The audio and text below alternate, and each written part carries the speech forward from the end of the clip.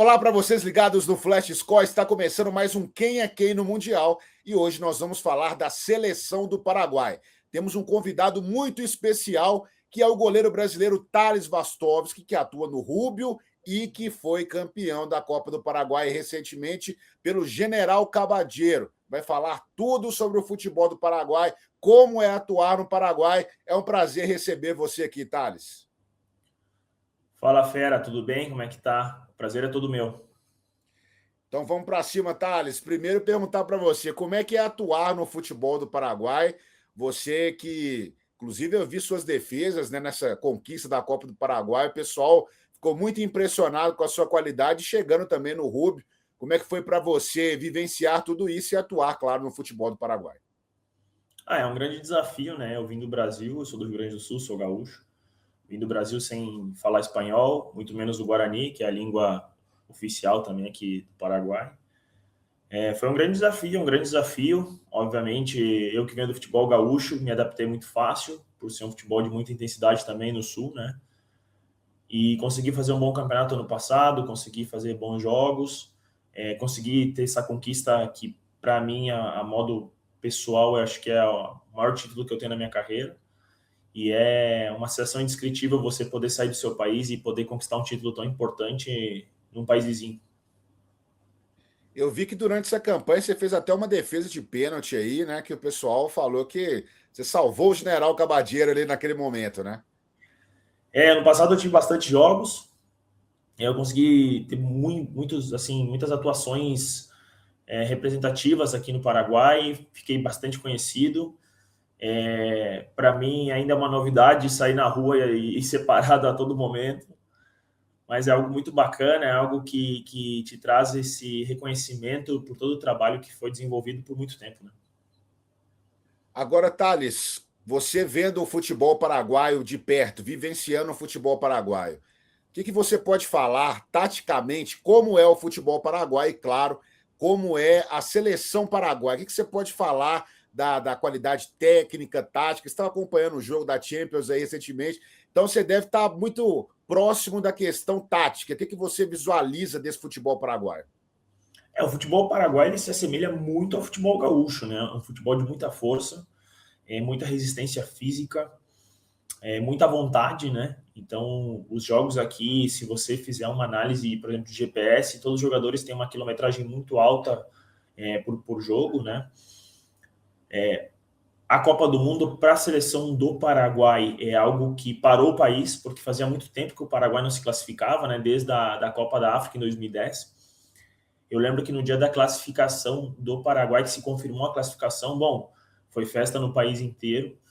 Hoje eu vejo a seleção do Paraguai uma seleção que talvez não é vista como uma grande seleção ou uma candidata ao título, mas é uma seleção que vai incomodar bastante, assim, porque tem uma mescla de jogadores mais experientes com jogadores mais jovens que têm muita vontade de vencer e conquistar coisas grandes pela seleção do país deles. E como é que você viu aí, por exemplo, a naturalização do Maurício, né? Que possivelmente deve defender a seleção paraguaia. Você pensa talvez um dia aí, quem sabe, até naturalizar Paraguai, porque, por exemplo, o goleiro do Paraguai, nesse ciclo, um dos goleiros foi o Carlos Coronel, que hoje atua no São Paulo e que estava sendo convocado aí muitas vezes, talvez não vai conseguir, eu não sei, né, o ciclo final agora, essa reta final, mas você pensa primeiro em se naturalizar e outra coisa, como é que você viu o Maurício mesmo tendo essa possibilidade agora? Eu acho interessante, né? É importante. O Maurício é um grande jogador, é um jogador de muita qualidade. É um jogador que vai somar muito para a seleção do Paraguai. Agora, nos amistosos que tiveram, ele conseguiu se destacar bastante. No início, gerou um pouco de dúvida, um pouco de, como vou dizer assim, um pouco de crítica da parte da população, porque era um jogador que até então não estava sendo convocado, é um jogador brasileiro, né? Então, sempre tem essa questão de, agora que a gente classificou para a Copa, quer jogar pelo país, né? Mas sabemos que o Maurício é um cara que vai somar muito. Em relação a mim, com certeza, eu penso, com certeza. Eu não tenho familiar paraguaio, mas se eu não me engano, a gente pode se naturalizar depois de um tempo já no país. Eu já estou indo para o meu terceiro ano, meu quarto ano agora. Então, eu estou muito feliz aqui no Paraguai, muito feliz mesmo.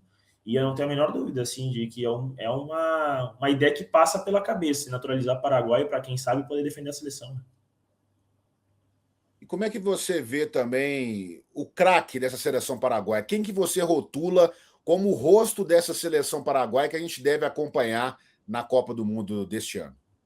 O grande jogador do Paraguai é o Júlio Enciso, né, a grande joia do Paraguai. Mas eu vejo com muitos bons olhos o Gustavo Gomes. Eu gosto muito do trabalho dele. Eu acho que, assim, claro, obviamente são posições diferentes, né? O Júlio é um 10 e o Gustavo Gomes é um zagueiro. Mas é um cara muito vitorioso do Brasil, né? Se eu não me engano, acho que é o zagueiro ou o jogador mais vitorioso da história do Palmeiras. Então, poxa, é indiscutível a qualidade de um jogador desse nível. E eu acho que é um cara que vai surpreender na Copa. Eu coloco muito minhas fichas no Gustavo Gomes, muito pela liderança e também pela experiência que ele tem durante todos esses anos no Brasil. Então você coloca o Júlio Enciso como craque e o Gustavo Gomes como aquele cara que pode surpreender, né? Realmente, Assim na mesmo, Copa. assim mesmo.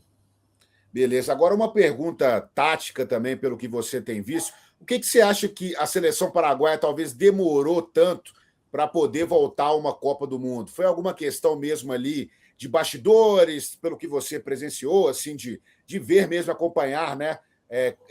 O dia a dia do futebol paraguaio, porque a gente viu que passou vários treinadores, né? Tiveram muitas situações que envolveram a seleção paraguaia, e a seleção paraguaia era aquela que parecia que ia chegar, mas não chegava. E agora deu certo, né? Na verdade, a seleção, acho que todas as seleções de todos os países, ela tem uma grande diferença com o clube. Porque é difícil uma seleção da liga, né? Quando a gente fala no futebol da liga. Por quê? Porque tu não tem um tempo de trabalho, né? Não é como num clube que o treinador chega, ele tem um tempo de trabalho, adaptado aos jogadores e tudo mais. Então, com a seleção, tu tem pouco tempo de trabalho e tu tem que jogar com as peças que tu tem. Não tem como contratar, por exemplo, né?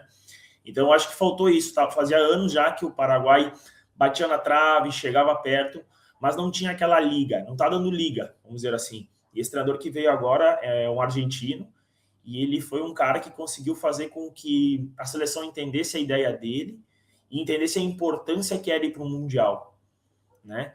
E depois disso, então, a seleção paraguaia despontou e, bom, ganhou do Brasil, ganhou da Argentina nos jogos e, para mim, como eu te disse, não é uma das candidatas a ser campeã, mas eu acho que vai incomodar bastante.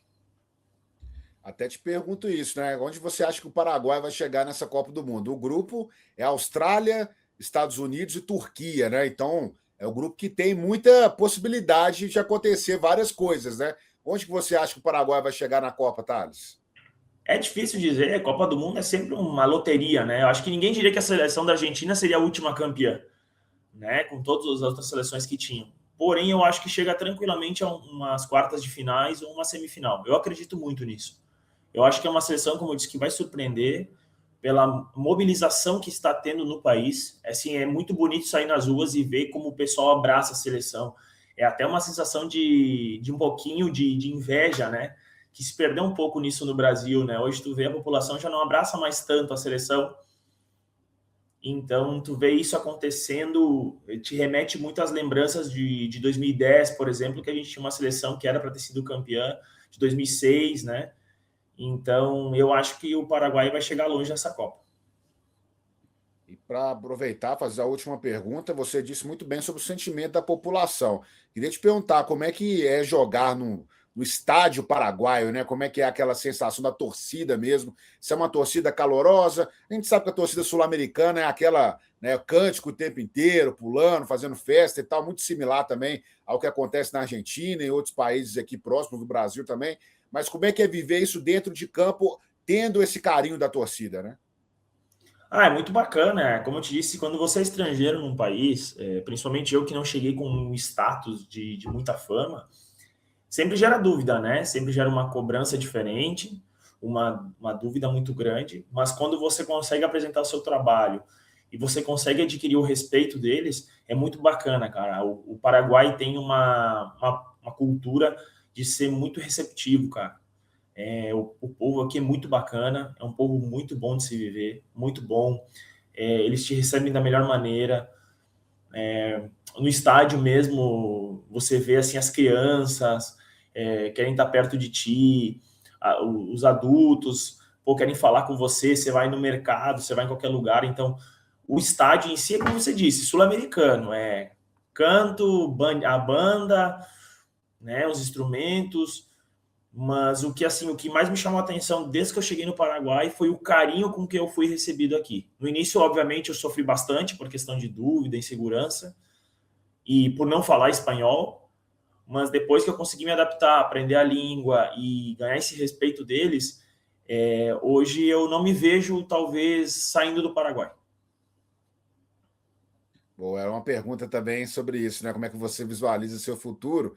E até interessante você falar sobre essa questão mesmo da receptividade do futebol paraguaio, que o que eu queria também, né, para concluir, primeiro, seu futuro e, claro, saber como é que você vê o Campeonato Paraguaio, né? Porque a gente vê que tem o Cerro Porteño, né, tradicional, né, outras equipes, Libertad também do Paraguai, mas como é que você enxerga o Rubio também dentro dessa disputa, né?